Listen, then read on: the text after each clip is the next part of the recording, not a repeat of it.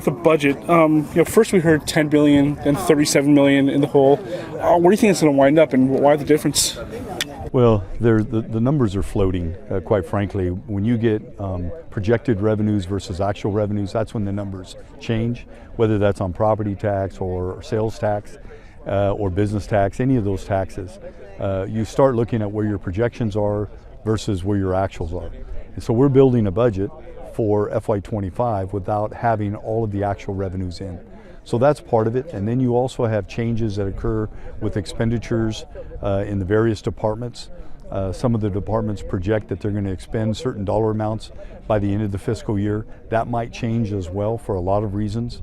And then we have our ARPA dollars, the expenditures there.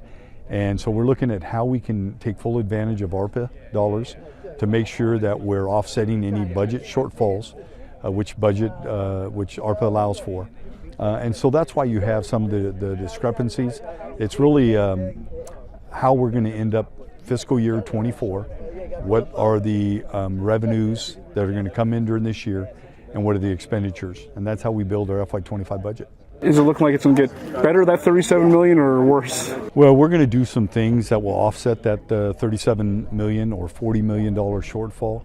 We're working with the council. I start those meetings today, meeting individually with council members to understand some of their priorities, and then to be able to see if there are ways that we can increase revenues. Quite frankly, on property tax, we may end up projecting increased revenues there based on where we are today and what our actuals are.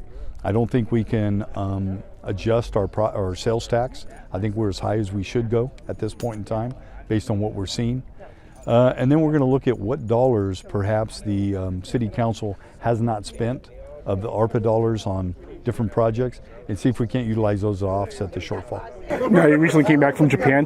Why was it important for you and the council members to be in Japan in person for something like this? I think it's important when we went to Japan not only to see what we saw, but to experience what we experienced, to see how high-speed rail can really tie into a community, reconnect a community to the rest of the state, and in Japan's case, to the rest of the country. And it's important to us. We wanted to make sure that we understood how economic development occurs.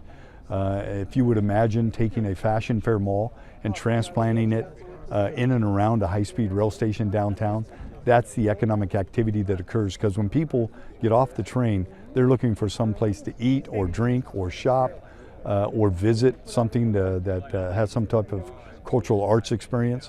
All of those things are going to be important as we continue to develop downtown. And the reason the timing is so important is because we're in the midst of the station design for the first high-speed rail station in the nation. And we also have about $300 million committed from the state of California to build that area around that high-speed rail station.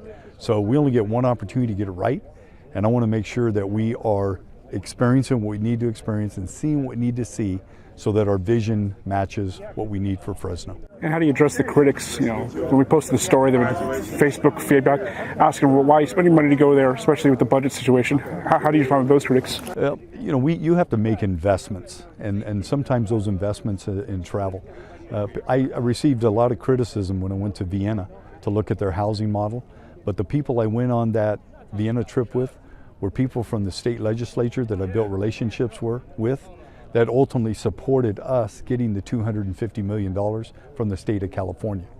And so it's important to go on those trips, to be able to build relationships, to understand what a success looks like and maybe what failure looks like, so you don't repeat those same mistakes. So it's an investment. People can be critical of us spending money to go visit other cities, but I look at it as an investment in the future of Fresno. Thank you.